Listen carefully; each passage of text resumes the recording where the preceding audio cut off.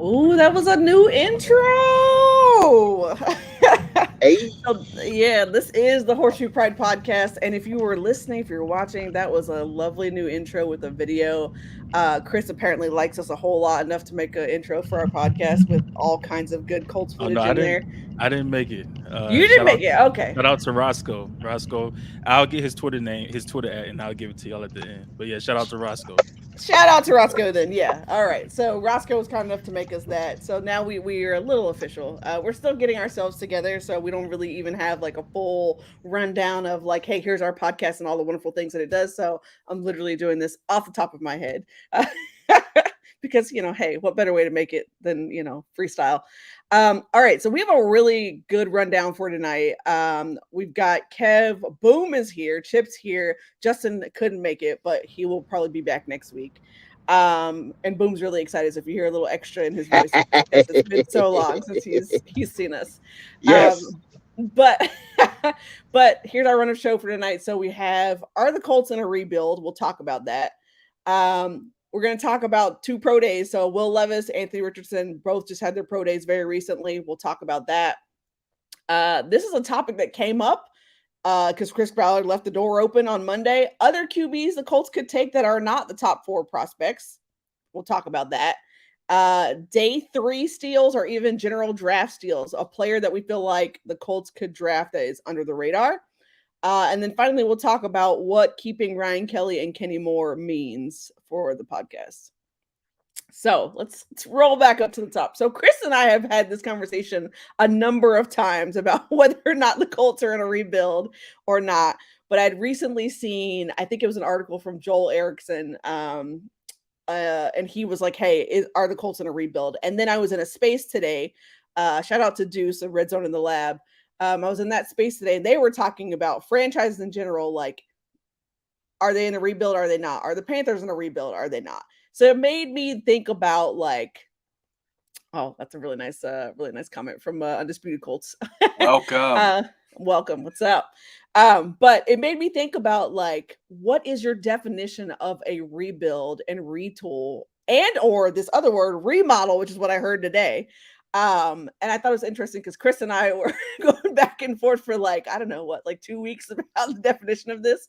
So I'm curious. I want to bring it back to the timeline. Like now that free agency is here and we are retooling this roster or adding to this roster, like Kev, I'm going to start with you. What is your definition of like a rebuild?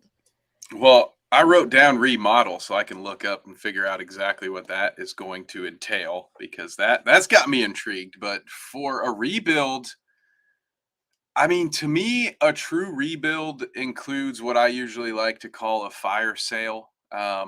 For instance, and Meg, I think you and I talked about this on Tuesday, shameless plug, but I kind of got the feeling that uh, talking about Kelly and Moore, who we'll talk about later, that like that would have been a sign of a true commitment to a rebuild to move off from pieces like that. So I'm really conflicted here.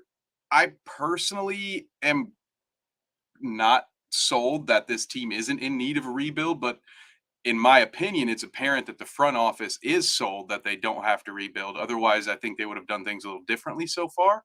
So I have to think that the Colts do not believe they are rebuilding. They would maybe lean towards the remodel, but remodeling can be kind of expensive. I don't know if that's such a great idea, guys.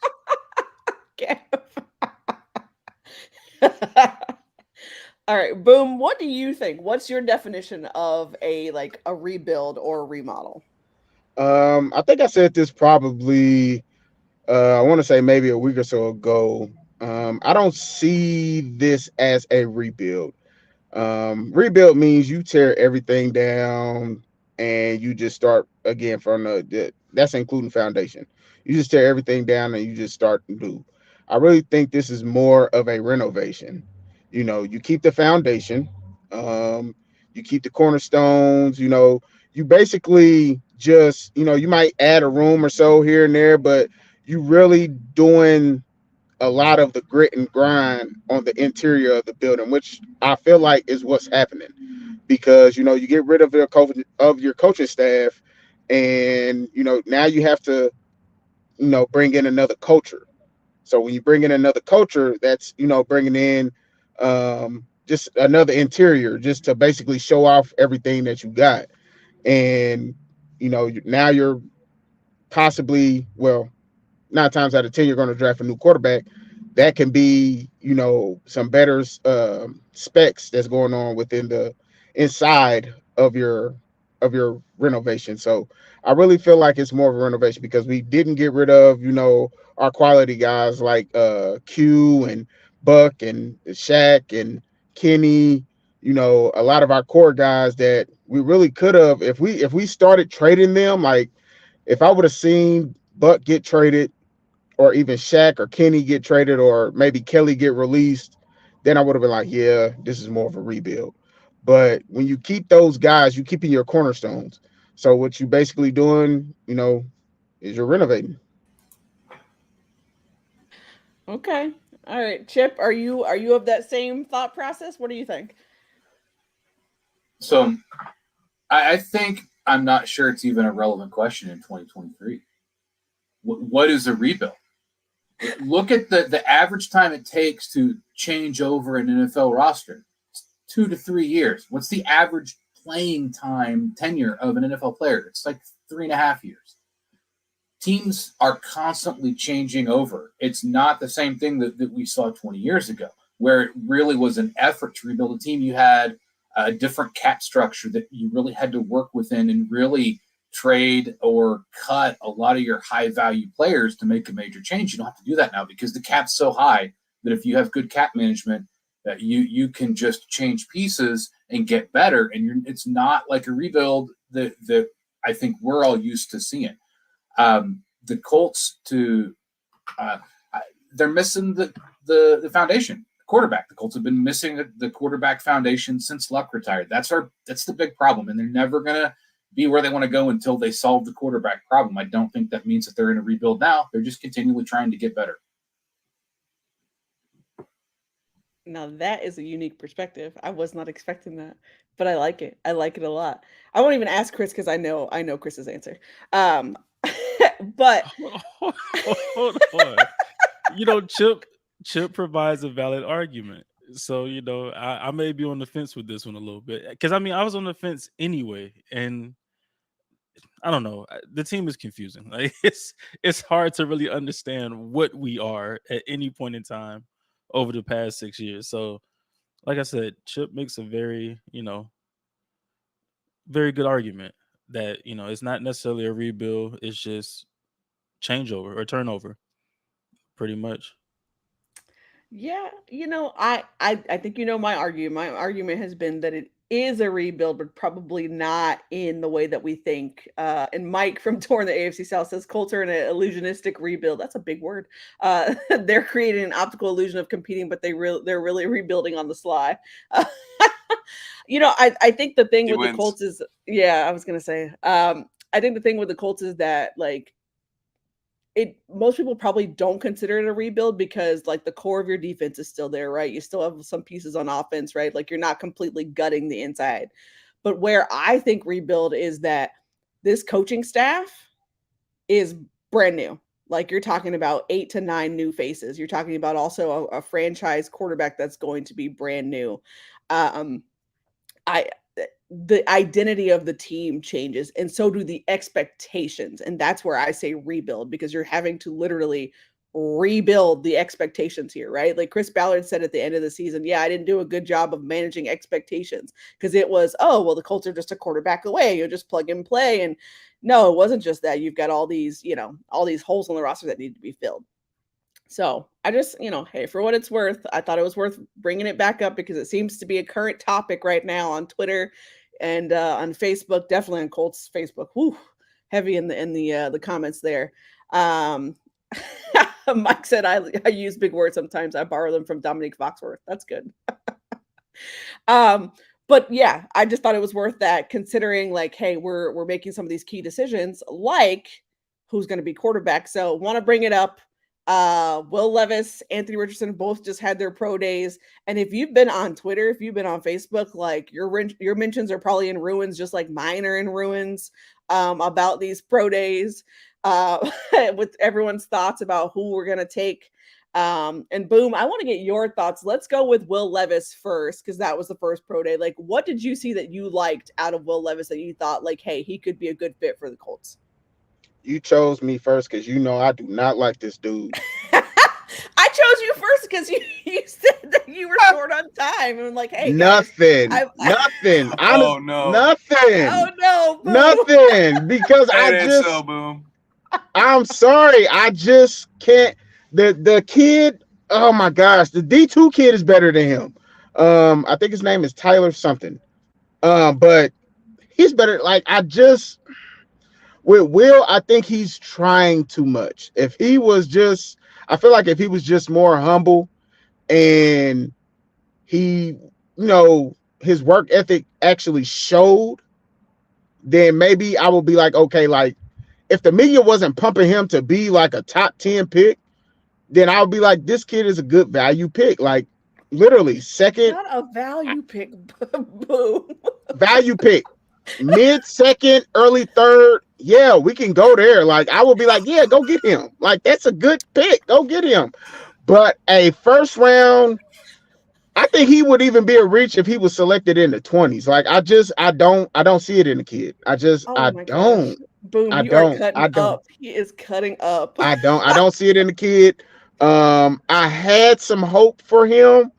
Like when I heard I think he broke his finger. I was like, okay, he's still playing. Let's go. But then as I started watching film, I was like, no. And when they started saying that he could possibly be drafted number 1, I said, who? Like, I want to sell whatever y'all are on because I don't understand why you would even think that. But I mean, he has a cannon for an arm. So did what is his name? Jeff George? Nope, not even him. What's the kid? Paxton Lynch? Like Jacob Eason? Does anybody remember the kid just reminds me of Blake Bortles. Matter of fact, Blake Bortles and Jake Locker. Like, no. Mid-second, early third, I'd be like, yeah, go get him. But a first round, top 10, get out my face. Oh my gosh. Okay, so there was a comment I wanted to bring up, and I think it said, I think Will Levis gets unfair treatment, especially in comparison to other there it goes. In comparison to other QBs. Kentucky's O-line was awful. Dude played through injury, bulked up in offseason, played multiple games hurt. I thought that was it's a fair comment. It's a fair comment. But hold on, wait, Meg. Does anybody remember what he did last year? He basically low-key had the same numbers. Well, okay, so we got into a conversation, I think, earlier in the week about, like, Kevin and I did, about Will Levis from 2021 to 2022. And I made the argument that, like, hey, those numbers weren't the 2021 numbers, right? Like, there was a lot of factors as to why his numbers were down in 2022. And a lot of it had to do with playing hurt, not having a great supporting cast, different OC. Like, there's a lot of things going on. But the issue is you can't ignore the 2022 numbers, because if you take them out, like, you only got one formidable season out of Will Levis that you can say, hey, this is my body of work. Exactly. And while it's a good season or it's a solid season, it's not providing the full picture that you would want for Will Levis, right? Like, and that's why, for example, there's so many questions on Anthony Richardson, because he only has 13 games and people are wanting more from him, right? Like, they want to see more. So that's why I'm like, you got to take that into consideration, that, like, he needs these 2 seasons so you could put together some sort of solid evaluation for him. But the thing I would say the thing with Anthony Richardson, for one, I mean, yeah, he only has really 1 year of starting work, but also he's 20 years old, and you can see the potential in him. Like, he's being compared to Josh Allen. What team doesn't want Josh Allen right now? Besides Kansas City? Like, what team doesn't want Josh Allen in their backfield, being able to do both, literally? And to have this kid, he's faster than Josh Allen, probably has probably the same amount of arm strength as Josh Allen. And if you put him with this team, let's be real here. You got him and JT in the backfield. I guarantee you no DN is going to want to rush up the field like they have the past couple seasons, because now you have to worry if he's going to get outside that pocket, and he's stupid fast, like dumb, crazy fast. do you really want to chance that? Like, do you really want to? This is not. It won't be the Colts teams of the past couple years where that QB is gonna stay in that pocket. No, now you actually got to be like, okay, I got to keep an eye on him. And when you make these defenses and these DNs play honest, where they actually have to say, okay, if I get upfield, like, is he gonna get outside the pocket? And if he get outside the pocket and Anthony Pierce or Isaiah McKinney is running downfield, he's gonna get that ball to him because of his arm. It's either gonna be his arm or his legs. Pick your poison, and that's something I don't think Will Levis can do. He's not as big. He's not as fast. They might have the same type of arm per se, but I would rather choose the bigger, stronger, faster kid, the most athletic one that is younger. He's 20. Like, come on now. 10 years in the game, he's what, 30 years old? Like, that's 10 years. Most of these quarterbacks will be like maybe what, year 5 or 6, and he'll be 10 years in the game. You got a possibility of having him maybe 15 to 17 years. So, boom, you just said a whole lot. Sorry. I'm going to preface this by saying I'm not a talent evaluator. I'm a fan. But I do know that numbers aren't everything. Statistics aren't everything. Physical metrics aren't everything. How's your decision making? What's your toolbox look like? How fast are you mentally? Can you read NFL defenses? Can you run an NFL offense? And can you make decisions fast enough to make the shift from college to the NFL? Those things, in my opinion, are way more important because you can only teach those so much. And your metrics can only take you so far. I don't know where these 4 quarterbacks fit in that because I'm not a talent evaluator and I haven't looked at all the film. But I do think that we have to look beyond just what numbers are and what records are. Yeah, so it was, let me say this. It was not my intent to like set Boom off. It was more so to get his thoughts on this. Like, hey, I'm sorry. I'm sorry. You should have chose me last. I'm sorry. I was also trying to be efficient because I know you're on time pressed for time as well. You were trying to hop on. But hold on. I got one more thing on this. The team that the player that goes to the Texans is going to have the hardest time. And I say that because they don't have the weapons to surround him. The defense is iffy. And let's be real. I can honestly see whoever they draft. I can honestly see the same scenario as what the Jets did with Zach Wilson. You get a defensive-minded coach. And you don't get a strong offensive coordinator. And you don't have the actual weapons to surround him with. So you're actually putting him in a spot where he's going to be running for his life. It's like they want another David Carr. I would push back on that though, because I would say that with D'Amico Ryans, you're getting first of all, the organization believes in him. That's the first thing. Like, that they are bought into whatever D'Amico Ryans is selling. Like, start there. Like, from a character perspective, they absolutely love him. The other thing is they went out and put pieces around him that, like, Ryan is going to put his name to. So you got, I think Bobby Slowick is the offensive coordinator. I believe that's it. But the other thing is that they have 12 draft picks. I think it's 12. I believe it's 12. A number of opportunities to put wealth and talent around this young quarterback. So let's say it's Bryce Young. We're going to assume it's Bryce Young. You go get Bryce at 2. You come back at 12. You go get, Jackson Smith and Jigba at 12. I mean, you could take your pick whoever you want at 12. That's a high wide receiver. They could come back again and double. I mean, they could double or even triple on wide receiver and still probably not have enough, honestly, for their depth. But my point being is that they have the ability to add some depth there. They've been working in free agency, putting some really nice key pieces there. I think the Texans are going to be a lot better than people think that they will be.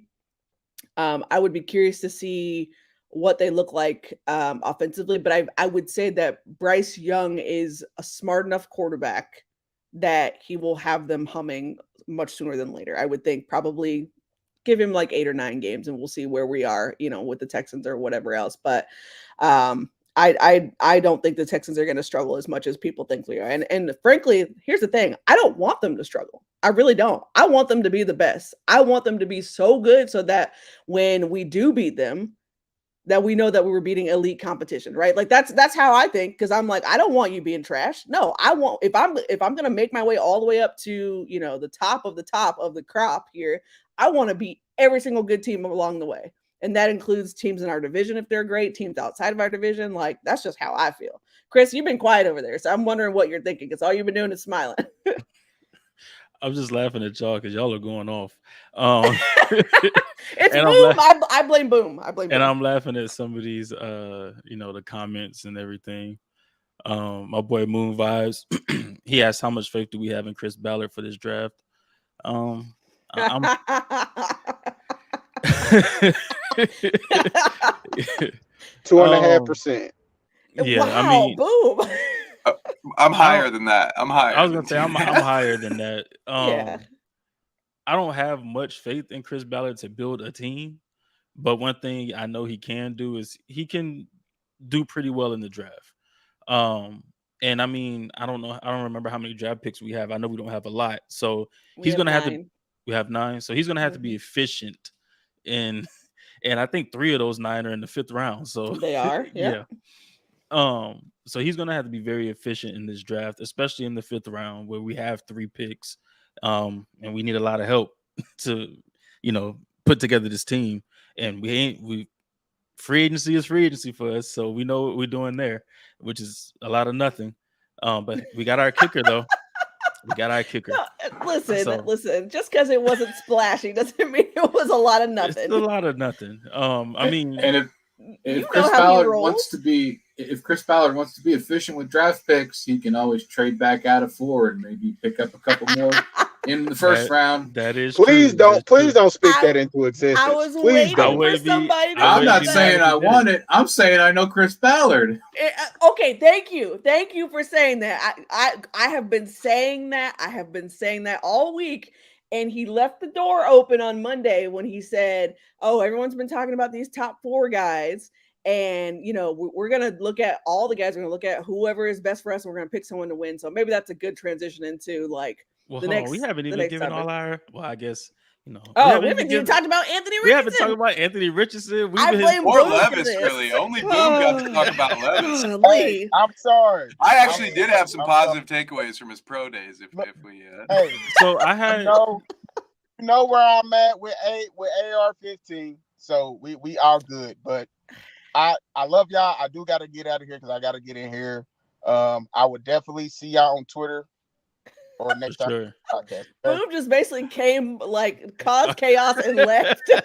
Yes. He's that fire starter girl in the meme right now. He's just looking at his.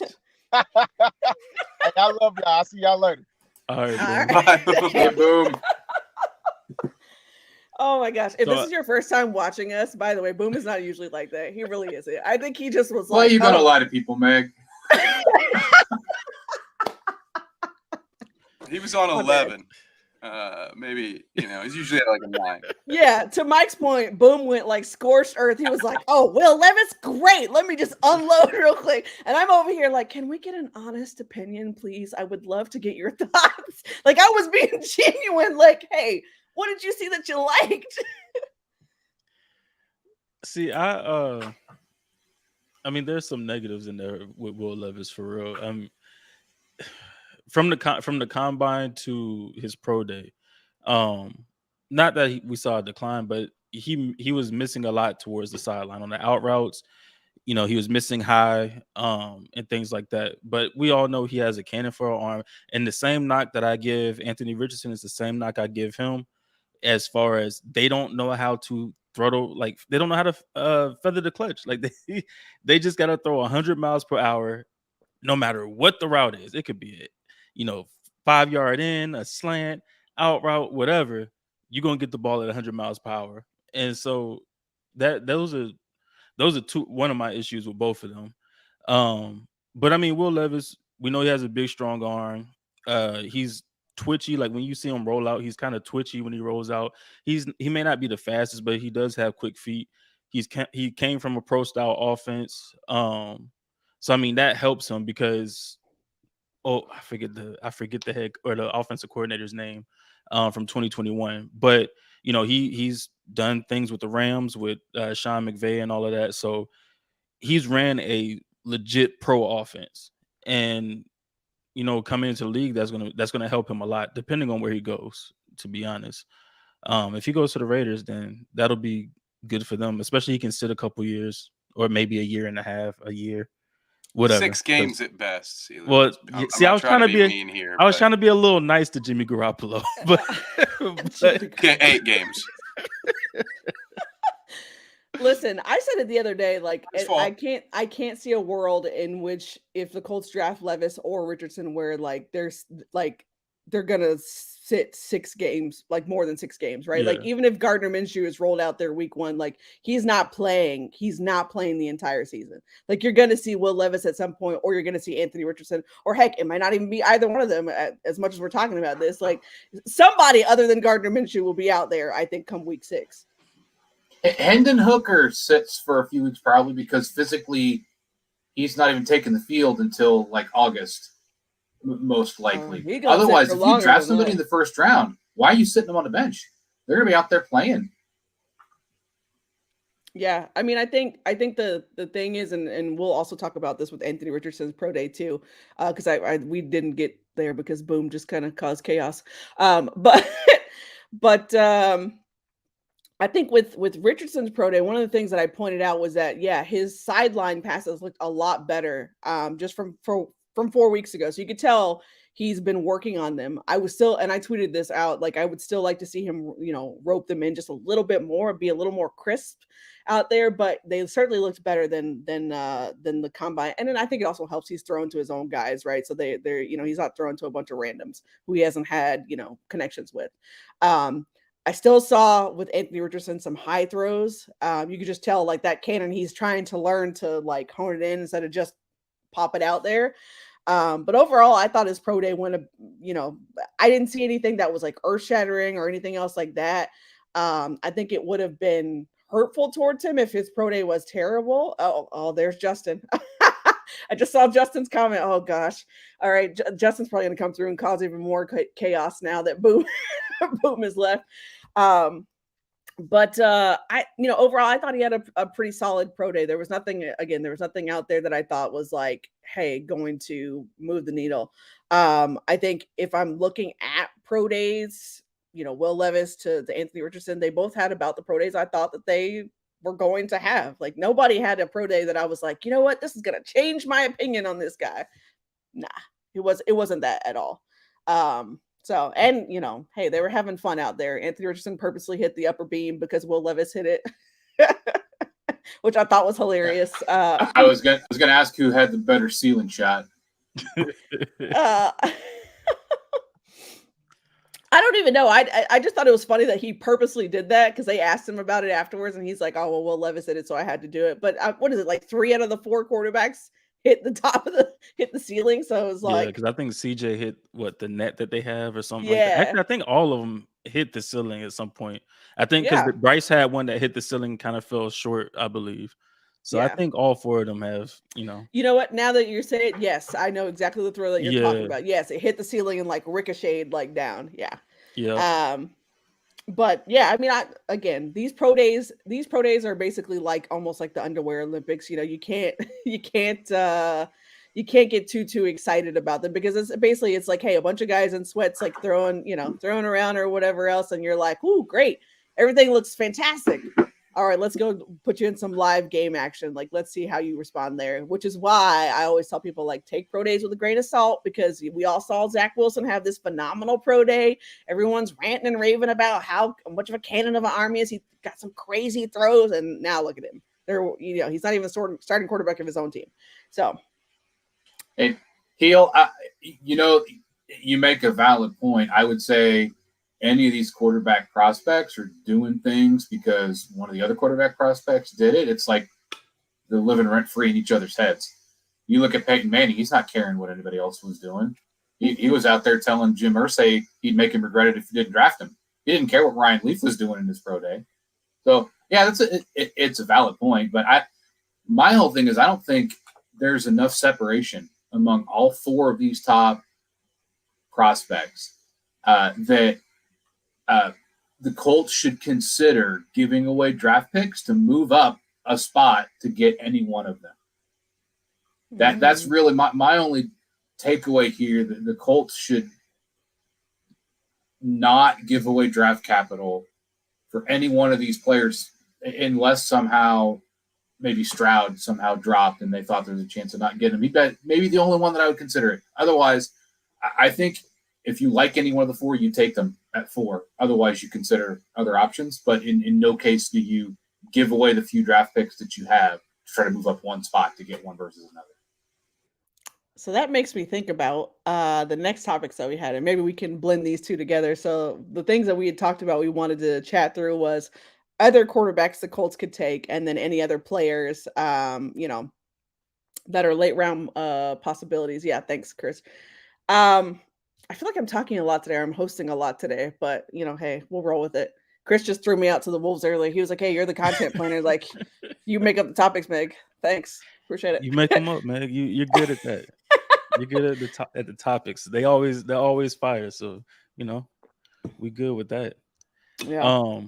But yeah, so late round quarterback possibilities. I don't necessarily think it has to be late round either, but Hendon Hooker is always one of those possibilities, in my opinion. Jaron Hall out of BYU, I think the Colts like him a lot as well. Maybe not like him a lot, but they're looking at him. And I guess I could see Tanner McKee. I'll push that agenda all day. Not that I want Tanner in Indy, but he's a Stafford guy, so why not? Davis Mills 2.0. I was like, I know somebody's gonna say, I'm like, somebody's gonna either say Tanner McKee or Max Duggan, like somebody's gonna say it, and I'm just gonna unravel. See, Max is too. So they talk about Anthony Richardson being raw. Max Duggan is a raw prospect at quarterback. Not saying he's going to be good if he finally develops, but the man's never worked with a quarterback coach ever. So there's that too.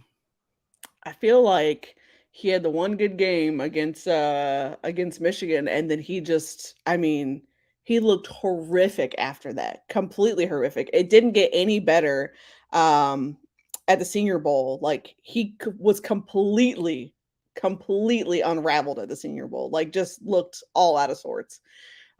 So yeah, ever since then I've been like, nah, I'm out. Kev, you've been quiet. What you got?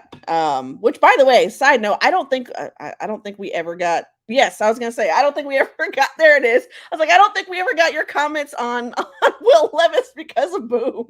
So, any high level thoughts you had from? Yeah, I was like, oh God, guys, I did most of my research today on AR and Levis. So if we don't talk about that, I don't have much for you. So, yeah, sorry about that. I'm going to take it back, I guess, to them real quick. I do want to say that one of the things that I saw from Levis that I did see an improvement on in the pro day was the footwork. That was one of the big marks I had, one of the question mark that I had for him coming into it. So I spent a lot of time looking at that dude's feet during the pro day, and I do like what I saw there. And then just generally speaking, outside of the pro day, I really like between the two, he's got much more accuracy on the run. So he's far better percentage-wise speaking with the adjusted accuracy rating there. So I don't know. My general feeling between these two, and because Anthony Richardson confuses me, because in the same sentence I heard this, guys, he's one of one, but you have to use your imagination. And for the life of me, I can't figure out if that's supposed to be a compliment or not.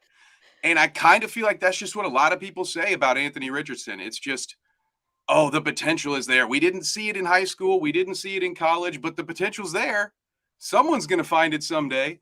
And I don't know. For me personally, I'm really hard pressed at 4 to be like, yeah, we're going all in.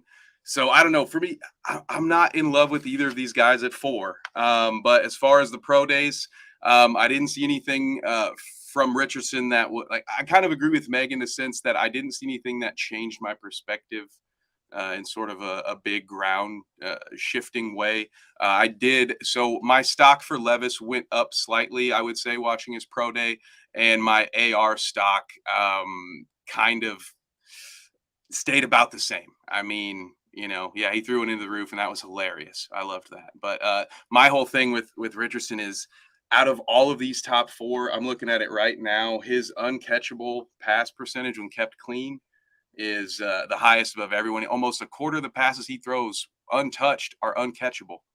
And that's just that's a bit scary for me. So those are my thoughts there. As far as the late round quarterbacks, don't tell any of the people that I know this, but I wouldn't be mad at Aiden O'Connell as a project. I'm not. You didn't hear me say that. Like, nope. You didn't hear me say it. I didn't say it. You'll never get to prove it unless someone's clipping me right now. I'm going to clip it. I'm going to post it all over Twitter. Give me Hayden Hooker though. I'm a volunteer. Who's Hayden? You mean Hendon? Hendon, sorry. Did I say Hayden? Hooker. Yeah, you said God, Hayden Hooker. now I'm really getting clipped. Oh, jeez. All right, guys, it's been fun. I got to go too. I have a thing just like Boom did. I'll see you guys later. Oh man. Okay. Well, so that was Mike said honestly... he clipped it. So I'll say this.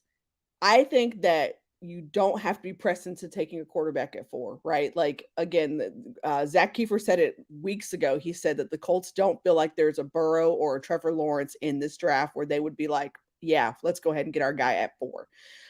So don't be shocked necessarily, like if it's not, a Will Levis, if it's not an Anthony Richardson, if it's not even a quarterback period at 4. Like, don't be shocked. And to Chip's point earlier, do you know Chris Ballard? Like, have you met the man? Have you watched his tendencies? Because we all know, we have seen what happens. King. Yeah, I was about to say, he is the trade back king. Like, he will go pick up picks in a minute, in a hurry, if he doesn't feel like what he sees on the board is of value. So I think that what you could see there is either CB or edge potentially there as well. Or again, of course, like I said, the other possibility is that we just completely trade back out of, not fully trade back. Oh, there's Justin. Look at Justin. Justin and come. Hey, hello, guys. Justin. Hi. What's up? Now it's a party. Now it's definitely a party. Listen, Justin, you missed all the chaos. Like, I asked a genuine question about Will Levis and boom, unraveled. Like, completely unraveled. Like, For real. That's I At was least trying he to got give him everyone's the- name right, though. I mean, yeah, well, I was trying to give him the floor to talk about Will Levis's pro day, and it went into like a rant. And I'm like, oh no. Nah, man, it's cool. Will Levis, it seems like he's getting under everybody's skin in the Colts Nation. He's definitely dividing people. Let me say that. Like I was saying it earlier, my mentions have been in ruins all week about whether or not it's going to be Will Levis or it's going to be Anthony Richardson. And now Hendon Hooker's getting thrown in there too because, he had that top 30 visit with the Colts. And I think people are just itching. They're just itching for any sort of like Just inkling something. of something that says, hey, the Colts are going to go this way. So. All right. I don't know.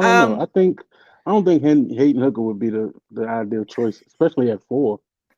Hell no. I'm not the only one. See, it's an easy thing to do, guys. It's easy. Hendon I know Hooker. what his name is. I just can't say Hendon it Hooker. right. My name says it. My mouth says it wrong. My bad. Hendon. Yeah, I totally thought you were throwing shade there. Thank No, I you. was dead serious. Yeah. Oh, Hey, Mike got the joke. Mike got the joke today. Justin came in after his beard treatment, said he's ready to go now. So I want to address this real quick. Moonvise said, "Would y'all take a swing at the best player in the draft in Jalen Carter?" And to be honest, knowing Chris Ballard, nah, he's not going to go after Jalen Carter. He might have been a tremendous football player at Georgia, and tremendous guy on the field and off the field. But this past offseason it's too much. it's been too much for him. The information coming out about them racing when his friend died, and then also he got another speeding ticket, or he was caught speeding again. They released like dash cam footage or something like that, and the officer apparently had told him that I'm not going to put your name out there, but they released that footage. So not only did he have the speeding incident that caused his friend, or the racing incident that caused his friend to die or his teammate to die, but then he also had another speeding ticket after that, or a speeding incident after that, and it's just too much. Right. And then your pro day, you're out of shape. Your pro day, you're out of shape. You're 10 pounds heavier. You're catching cramps, things like that. Ballard's not going to take a chance on that. I And think I'm that not one saying, I could let slide though. I'm not saying he's a terrible dude. I'm just saying, knowing our GM, he's not going to take a chance on that. Mm-hmm. Would agree. Would I agree. think I would have let that slide though, the pro day stuff, because the stuff, like you said, the stuff that he just went through, I'm pretty sure the last thing he was thinking about was training. I mean, I would agree with you in under other circumstances, but this is your profession now. This is your job now. This That's true. shows work. This shows like what's your work ethic. What are you gonna do when no one's watching, This is right? when your high Like, character time is supposed to right. shine. This is when your character should Yeah. shine. So I I mean, would but to be expect honest, he him didn't to even have know if he come was going to in. be a free It man. literally makes a difference of millions of dollars. Right. Correct. Well, Yeah. just like Miller from Alabama, that got roped in with the young lady Mm-hmm. getting killed and everything at Alabama. When his name had dropped the night before they had the game against, I think, Arkansas, Mhm. and then he went out there in Arkansas and dropped 40. So it shows your focus. And I'm not whatever, but it just shows your focus. I'm just saying it was a trying time for him, I'm sure, Yeah, because that right there, yeah, it's tough. I'm pretty sure that was a tough time for him, but Yeah, yet and he was still I able would to stay focused. I would say this. I would say that, yeah, like he's in a tough spot, right? Like his friend has passed away. They had another staffer, a young lady that passed away. It's a tough situation to be in. We don't know the full details of the story there, so I don't want to speculate on that.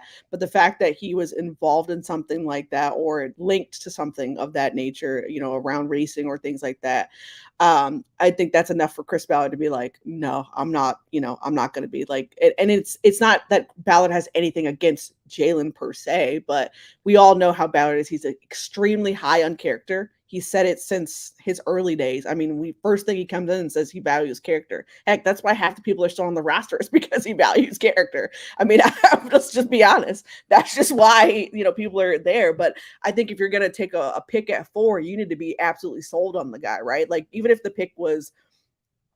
we were taking the pick at, I don't know, 15, right? Like they still got to be sold on said guy.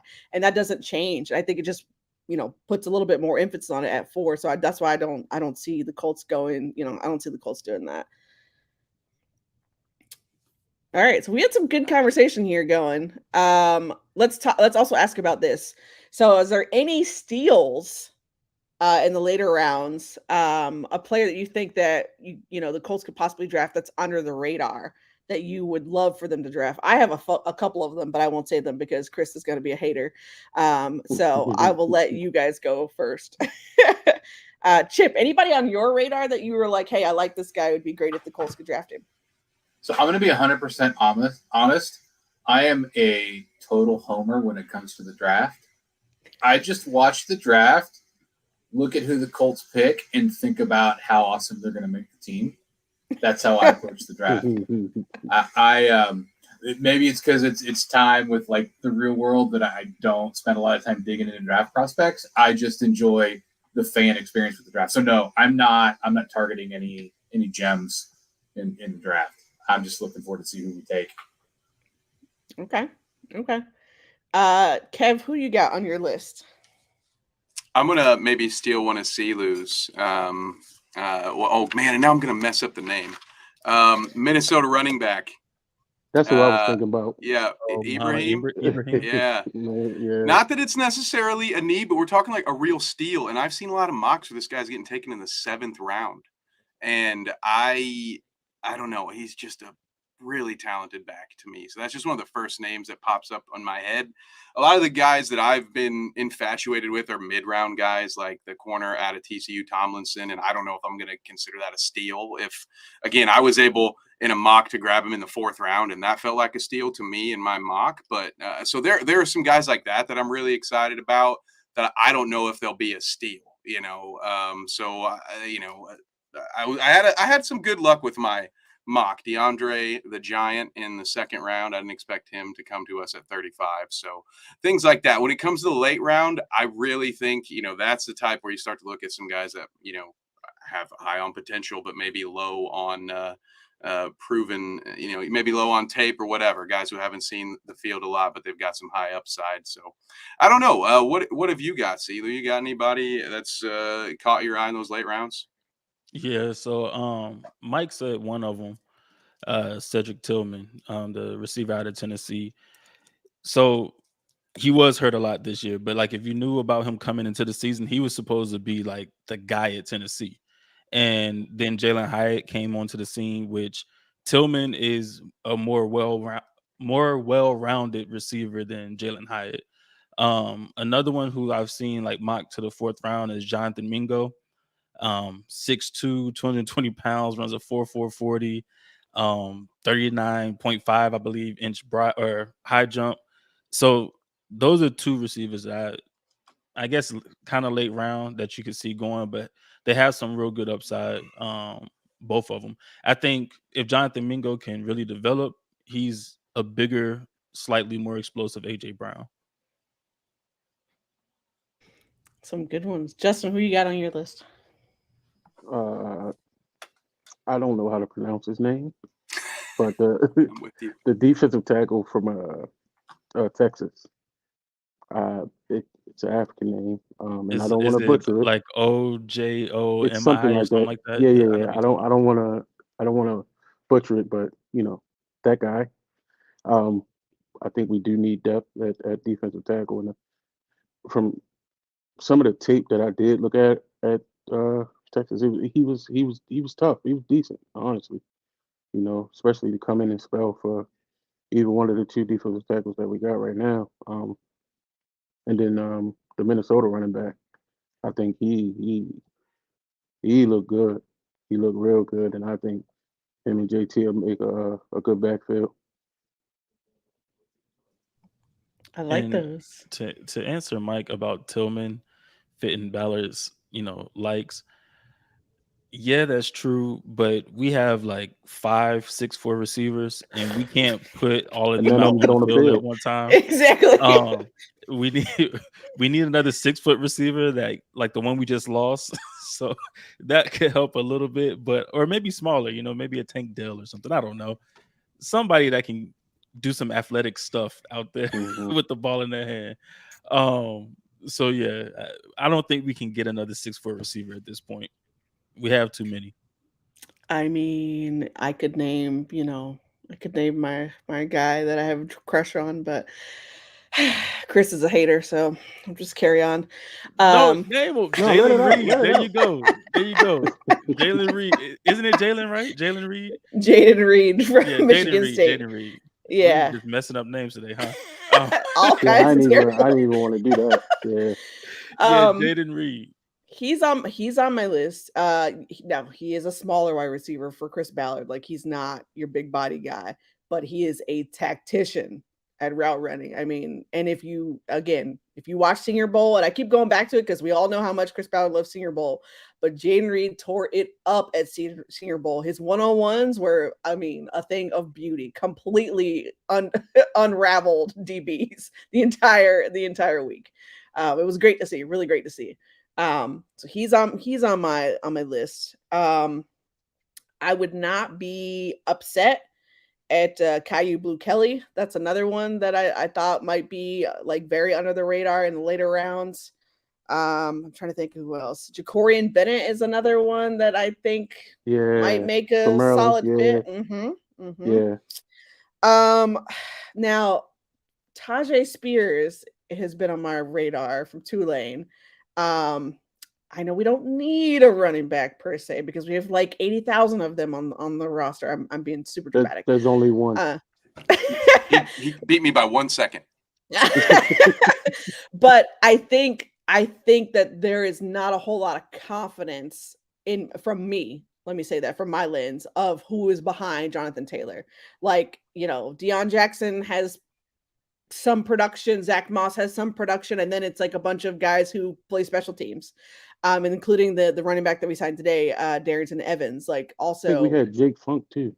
Yeah, we do. And then there's another guy. What's his Scamplin is his last name? I'm probably butchering his last name, but it's just a bunch of guys who like are running backs, but also have special teams ability. So there's not really a whole lot of confidence there of like, hey, we could have a really nice 1-2 punch. So I would not be upset with drafting a running back. Now, the other thing to think about is, I know we don't necessarily need one, especially because we just signed a tight end today as well, and Pharaoh Brown, but Payne Durham from Purdue, blocking tight end. He is also at Senior Bowl as well. Now, he's not going to wow you. He's not a big body, 6'7", 267 pound, kind of guy. But he's got nice hands on him and can block. And he would be, I feel like, another sort of Jack Doyle, sort of fit here. So just keep that in mind. Anything else is house money at that point. If you want to go get another edge rusher, you want to like add to that left side, by all means, please do. You want to go get us a D tackle, somebody who's actually going to produce behind Buckner and Grover Stewart, by all means, please do. Because who we have is not producing. Not a lot. Not a whole lot.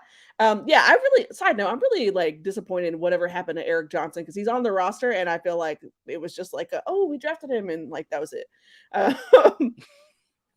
So I do want to add another receiver in there too. Parker Washington. Like I've seen him, become a late round pick, which I thought he was going to be one of the top receivers going. And now everything I see, he's like mocked to like the 4th, 5th, 6th round sometimes. But like Parker Washington out of Penn State, I think he would be a good addition. He's like explosive. From when you watch the film, he's very explosive. And he reminds you of the Deebo Samuel type build. And again, he is a smaller receiver. He's, I think, 5'10", 5'11", but he's like 215 pounds or something like that. So he's a little tank out there running around. So yeah, I was like 215 pounds at 5'10". Like, yeah, it's a Ninja Turtle. Like a bag of dope. Now, I've got a couple more for the trenches in the late rounds. I believe, Justin, maybe this might be the same. Interior D lineman from Texas, Moro Ajomo. Is that maybe the guy that you might were talking about? And then I had Yasir Abdullah from an edge rusher out of Louisville. And then I had Ricky Stromberg out of Arkansas, center, on my list out of the 6th round. But now that we have Kelly back, I don't know if we're going to go that route or not. They're still going to draft a center. Go for it. Push him. I'd be good with that. Competition be the best thing for Kelly. Yeah, probably right. And then my last one is Mohamed Diabate. I probably butchered that one too, linebacker from Utah. So those are some late round guys that I might target, assuming we hit all our marks in the early rounds, and then we're able to build some depth in those late rounds. That's what I'd be looking at. All right. I like those a lot. All right. So last topic that we had was, speaking of Ryan Kelly and Kenny Moore are back, right? They're being kept. But Chris Ballard did say that there was trade offers on the table that he declined because he felt like they were good folks and we like the good players that they are.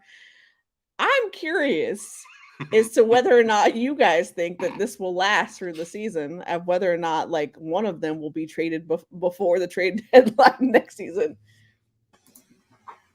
I think Kelly probably has the bigger chance of getting traded before the deadline, especially depending on if we draft a center early enough. Again, he had one bad season, so if he carries it over this season, then yeah, I think he's a goner. Kenny can I think Kenny can pull himself back up to the Pro Bowl form that he is or was. Let me say that. Yeah, I think currently it's a bigger need, right? Well, I mean, I can't. That's weird to say, but we're very thin at corner, and I think Kenny has a bigger Mhm. potential to actually help us there.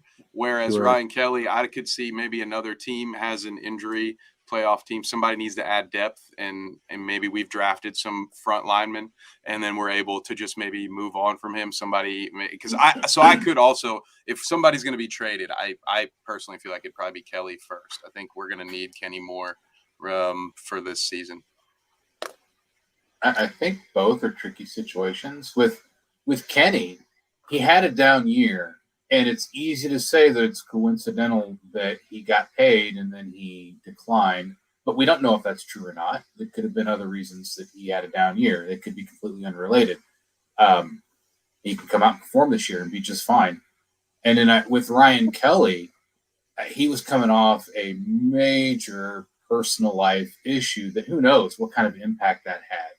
And maybe that impacted his play last year, maybe not. I don't know.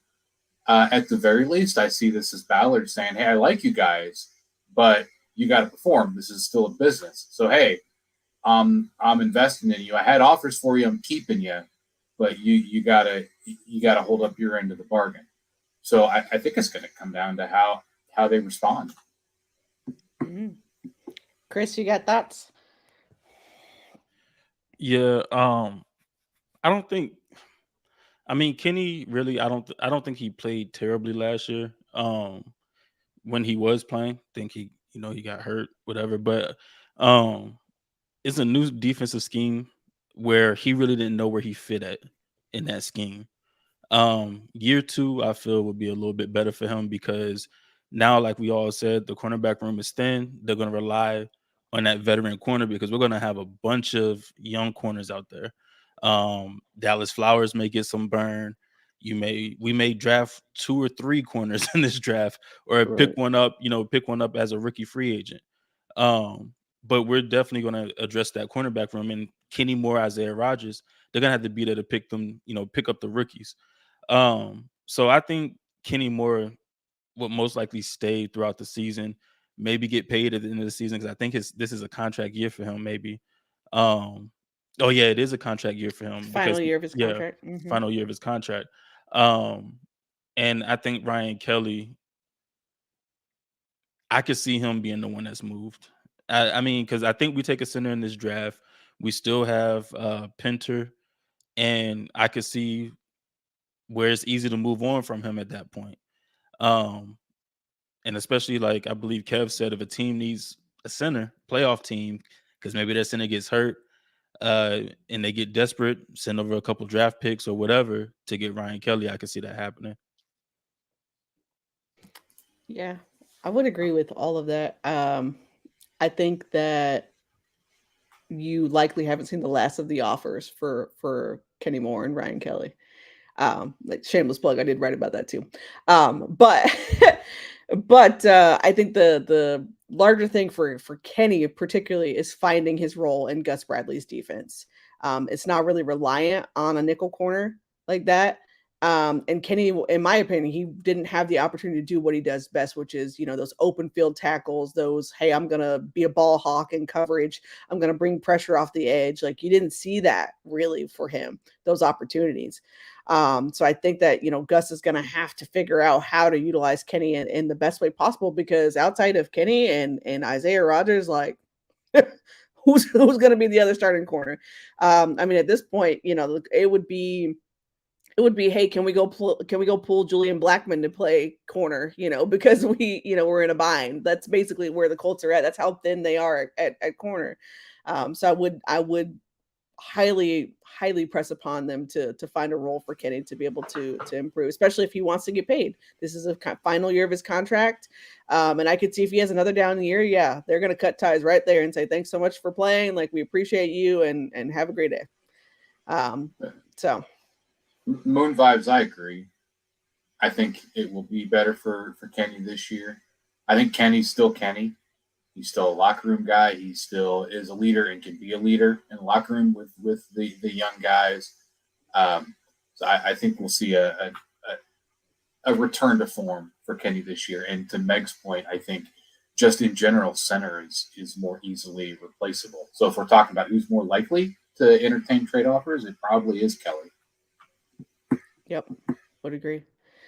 All right, that was the end of my list. Unless you got anything else that you want to talk about that's been on your heart, that's been in your Twitter mentions. Yeah, Meg, I want to know what you're cooking.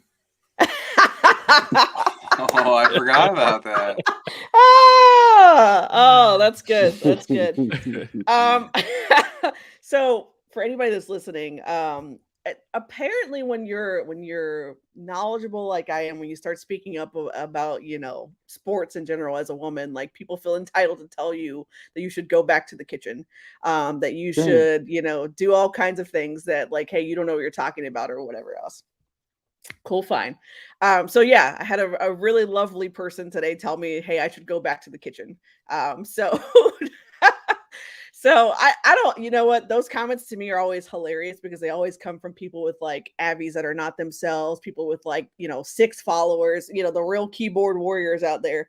And I don't have any issues with that at all. Like if you disagree with my opinion, that's totally fine. Like, hey, you're entitled to that. But I'm never going to come at you the way that you came at me. Like, right? Like I respect. Oh, I will. Well, I let me say this. Hey, listen. Better you than me. Lord knows. Hey, I already told y'all how I felt the other day on Twitter. You lead with disrespect, you're gonna get it back. You're gonna definitely get it back tenfold. You're gonna get it back. Exactly. But hey, next time, Meg, anytime somebody says for y'all to stay in the kitchen, we got you. We got you. I appreciate that. I do. Twitter asked me if I really wanted to call a misogynistic a-hole a misogynistic a-hole. Yes, Twitter, I really did want to call him a misogynistic a-hole. I appreciate that. I do. But it comes with the territory, right? Like I knew that this would be like kind of that, hey, people are going to give their opinions about it because, hey, now I'm making a name for myself, which again, I have no issue with. But yeah, don't come over here if you don't want to talk about it. Like don't ask me my opinion if you don't want to seriously have a conversation. I'll tell you where I'm not knowledgeable on things, but I know what I'm talking about for most of the time. I don't like opening up my mouth if I'm like not knowledgeable about something. I'll be like, nope, I don't know anything. Like I'm just gonna sit here and look and listen. But you guys know, and if you follow me, you know that like, hey, I've been around for a while. I've been ranting from my couch, and now I rant in public forums, organized fashion, with all my thoughts and all my research, and making sure that I put together coherent thoughts. So that's what I'm cooking up today. Is just, hey, you know what? You stay over there. I'll be fine. I'll be over here succeeding. You'll be over here probably, beating up your keyboard just because you're so angry about me talking about sports. So. But that's what I'm cooking up today. I guess we'll add that to the segments from now on. Like, what am I cooking up? Yeah, we could definitely add that. That'll be like, the closing. Get like a little soundbite for it too, like "Welcome to Meg's Kitchen." Tonight on the menu. Listen, and I kept it light tonight, man. I need to just start bookmarking these things because it happens all the time. People get like real feisty in the mentions, and I'm like, "Ooh, are you okay? Do you need a hug?" Like, you're on your Shaq Leonard arc now, huh? Start liking all the haters' tweets. Yeah, I was gonna say I might just start doing like Shaq does and just start liking just let people run wild. I'm gonna say Colts Twitter is not the place to come if you don't like to hear intelligent women's opinions on the Colts and football. I'm just gonna say that. Would wholeheartedly agree. There's a lot of smart ladies out there, a lot of smart ladies in Colts Twitter, who are super knowledgeable. So appreciate that. That's all I got. No, for sure. That's all I got. Anything else, guys? Sorry for being late, guys. Listen, the fact that our podcast has been way more calm since you've been here has been just a testament. Like, it's been night and day. When I say Boom came in and like caused chaos, Boom and left, came in hot about Will Levis. Real hot about Will Levis. Levis. My man viral soon. I'm telling you, that kind of energy, that passion, he's going somewhere. Will Levis ain't gonna like it, but he's going somewhere. Listen, if Will Levis ends up being our quarterback, like we gotta buy Boom a jersey, like straight up. He'll burn it. He'll burn it. We'll just have to get it off your chest. Will just be Boom's weekly Levis rant if we do. Or send some mail to his house or something. All right. Beef Well, with that, Boone. that is all we have for this episode. Yeah, I don't know if we want to do an outro of say where you are, where people can find you. Chris, where can people find you on the internet? Yeah, so you can find me at horseshoepride.com, where all of us write and, have our opinion on the Indianapolis Colts. You can also find me on Twitter at dropballspod. I'm on Twitter pretty much all day, every day while I'm working. I work from home, so life is great with that. So I get to do a lot of things that I enjoy. So yeah, you can find me at dropballspod, and also you can find my podcast, Drop Balls Podcast, on any major podcast platform: Spotify, Google Podcasts, Apple Podcasts, Amazon Music, all of the above. So yeah. Awesome. Kev, tell people where they can find you. All right. Well, you can find me anywhere the internet is made at Bite Size Sports. We got podcasts, YouTube channels, all of that stuff. And other than that, I would say go ahead and follow me on Twitter at Kev Nevitt, because tomorrow I'm doing something pretty cool. I'm actually beginning my journey as a mixed martial arts play-by-play, or is it punch-by-kick commentator? I don't really know. I should probably ask. But starting tomorrow, that's a job of mine. And if you want to hear more about it, just follow me on Twitter. I'm not going to take up any more of your time, but I'm very excited to do that tomorrow. Punch by kick is great. All right, Chip, where can the people find you?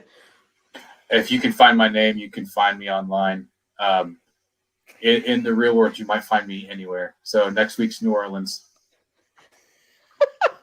I love it. He's the heir I gotta apparent to grow up and be Waldo. like Chip, man. I was going to say, I want to be like Chip when I grow up. I want to grow up and be like Chip when I grow up. All right, But Justin, yeah. where can the people find you? On Twitter and pretty much any social media. It's the good guy Jay. Writer for the Horseshoe Pride now. We about to get that on and popping, So yeah, I'm around. I'm not a traveler like Chip, but I'm in the public. I love it. And you can find me on Twitter. It's at the Megan Hall. Same thing on Instagram. I do have a podcast called Real Life Blue Stories. Kev is my lovely co-host. That is on Tuesday nights at 9 p.m. Eastern. You can also find my writing on coltswire.usatoday.com. That's writing from me and our entire staff. I did say I write in an organized fashion now, some light. Thank you, Moon Vibes. We appreciate that. He said tonight's show was a whole vibe. Listen, this is us all the time. So if you think this is great, catch us during the season, because this During is the chill. season, This it's is gonna be really good. chill for us. During the season is gonna be crazy, especially It's if gonna we're get losing. crazy. Yeah, we didn't Yeah, even. I was gonna say Will if we're losing, the podcasts Oh, are gonna but be we gonna crazy. be, if we winning, we gonna be hype. All right, we appreciate you. Appreciate everyone watching and listening, and we'll see you next week, or in 2 weeks rather. Yeah, there you go.